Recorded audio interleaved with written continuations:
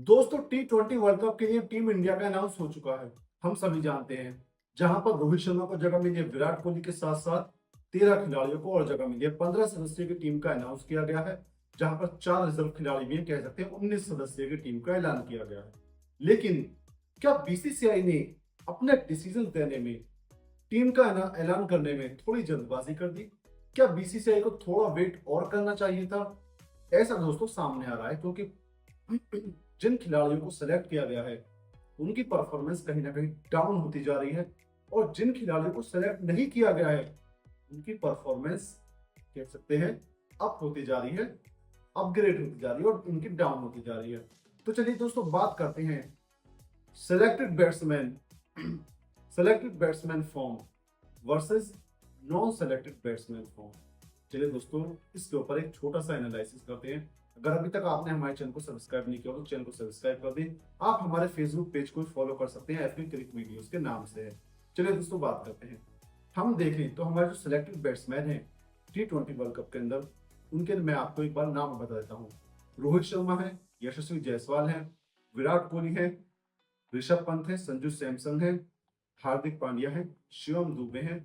ये हमारे selected batsman है जो प्रॉपर बैट्समैन है।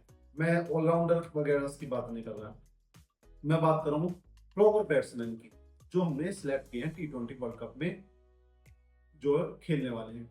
अब बात करें नॉन सेलेक्टेड बैट्समैन की, जिन्हें हमने बीसीसीआई ने सिलेक्ट नहीं किया।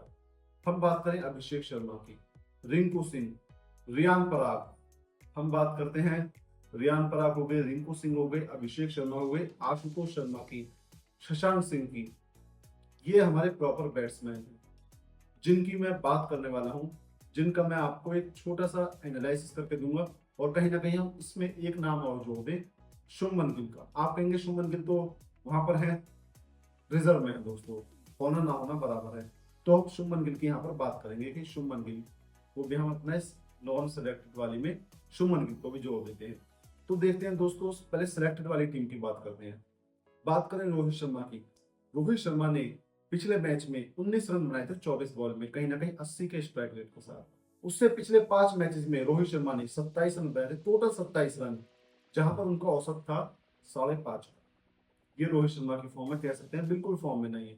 यशस्वी जायसवाल की बात करें, वो यशस्वी जायसवाल की बात कर रहा हूँ दोस्तों मैं, जिस यशस्वी जायसवाल को माना जाता था, जिस तरीके से वो इंग्लैंड के खिलाफ बल्लेबाजी करके आए थे, इंग्लैंड से पहले साउथ अफ्रीका के खिलाफ बल्लेबाजी करके आए थे, उससे पहले T20 सीरीज में बल्लेबाजी करके आए थे। तो ये माना जा रहा था कि यशस्वी जायसवाल आईपीएल के अंदर, जी हाँ दोस्तों, आईपीएल के अंदर यशस्वी जायसवाल अपने 13 मैचेस में से 13 मैच में जो रन बनाएंगे वो 500 से 600 के बीच में रन बनाएंगे, या 600 से ऊपर भी जा सकते हैं।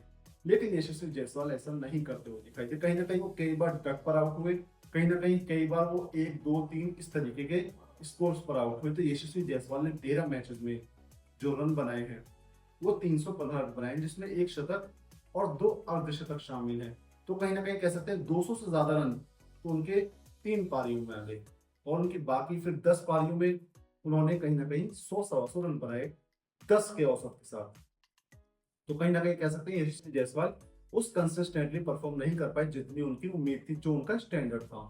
तो कहीं ना कहीं कह सकते हैं स्टैंडर्ड डाउन का गया है। बात करें हम विराट कोहली की, विराट कोहली कमाल की फॉर्म में है, कमाल की बल्लेबाजी कर रहे हैं, अच्छी बल्लेबाजी कर रहे हैं, कह सकते हैं no doubt Virat Kohli full form में है। स्ट्राइक रेट भी उन्होंने अपना बढ़ाया है। अब बात करें हार्दिक पांड्या की, बिल्कुल घटिया फॉर्म में, घटिया खिलाड़ी, घटिया बल्लेबाजी, कह सकते हैं घटिया डिसीजंस मेकिंग। जो मेकिंग डिसीजंस है वो कहीं ना कहीं बहुत घटिया है, और उन्हें वाइस कैप्टन बनाया गया। तो वाइस कैप्टन थोड़े बहुत डिसीजंस लेता है, तो वहां पर उन डिसीजंस का हमें जो है नुकसान कहीं ना कहीं देखने को मिलेगा वर्ल्ड कप के अंदर। तो हार्दिक पांड्या कह सकते हैं बिल्कुल फॉर्म में नहीं है, और कहीं ना कहीं नुकसान देंगे। अब बात करते हैं ऋषभ पंत की। ऋषभ पंत 1.5 साल के बाद लड़का वापसी करा है, फॉर्म में है भी और फॉर्म में नहीं भी है। जी हाँ दोस्तों, मैं इसलिए ऐसा कह रहा हूँ कि वो परफॉर्म करके देते भी हैं, परफॉर्म करके नहीं भी देते हैं। तो कहीं ना कहीं मैं ऋषभ पंत की बुराई नहीं कर सकता, क्योंकि लड़के ने 1.5 साल के बाद वापसी की है, अच्छी वापसी की है।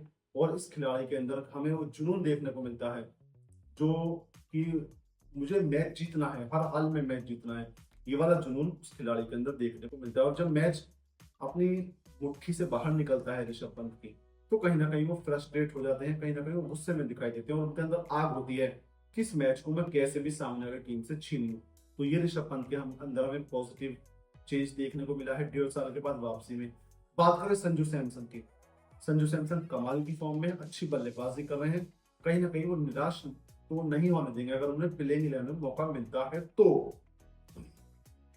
क्योंकि प्लेइंग 11 में ऋषभ पंत और संजू सैमसन में से एक को खिलाया जाएगा, दोनों विकेट कीपर है, एक को मौका मिलेगा। तो चलिए बात करते हैं हम शिवम दुबे की।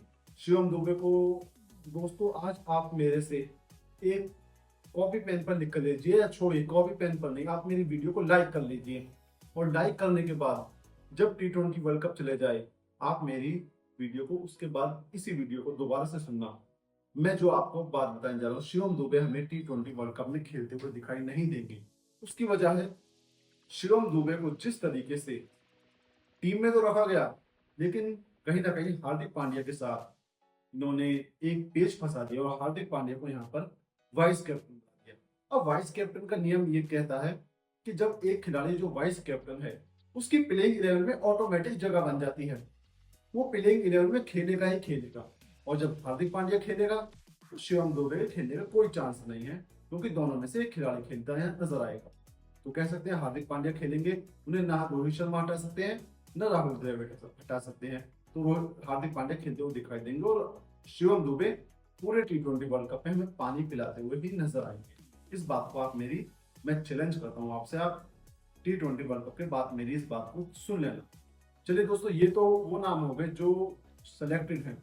कहीं ना कहीं कह सकते हैं कई खिलाड़ी फॉर्म में नहीं है, कुछ खिलाड़ी फॉर्म में है, कुछ खिलाड़ी कंसिस्टेंटली परफॉर्म कर रहे हैं, कुछ खिलाड़ी कंसिस्टेंटली परफॉर्म नहीं कर रहे। चलिए दोस्तों, बात करते हैं उन खिलाड़ियों की जिन्हें सेलेक्ट नहीं किया गया। उन खिलाड़ियों की बात करते हैं जो कि अंडररेटेड नाम से जाने जाते हैं, जिनका कोई नाम नहीं लेता।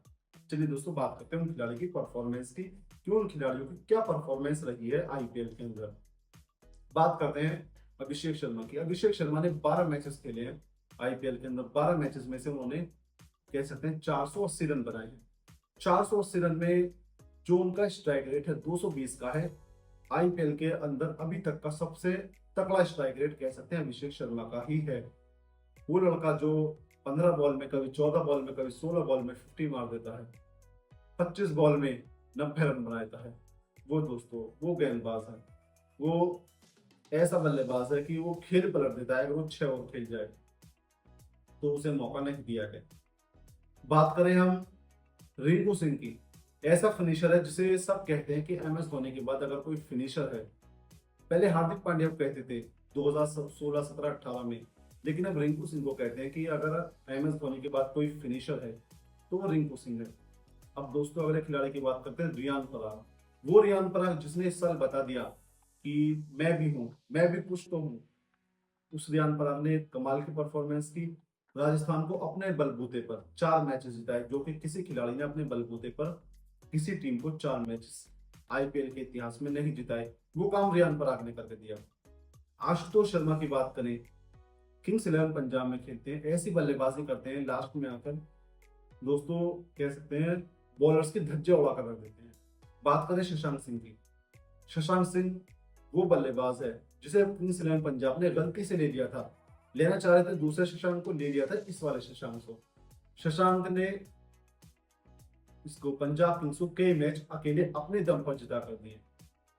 और एक मैच आपको याद होगा, मुंबई इंडियंस ने 261 रन बनाए थे पंजाब के सामने, 2 ओवर पहले मैच खत्म कर दिया था, उसमें शशांक ने 28 बॉल में 88 रन बनाए थे। कह सकते हैं कमाल की परफॉर्मेंस थी, कमाल के बल्लेबाज हैं शशांक सिंह। तो अब आप सेलेक्ट कीजिए, अब आप देखिए जिन खिलाड़ियों को सिलेक्ट किया गया है, जिन खिलाड़ियों को सिलेक्ट नहीं किया गया है, इनमें कौन से पक्ष हमें ज्यादा ताकतवर दिखाई देता है, कौन से पक्ष में ज्यादा काबिलियत है। चलिए दोस्तों, ये फैसला मैं आपको छोड़ता हूँ, कमेंट करना भी जरूर।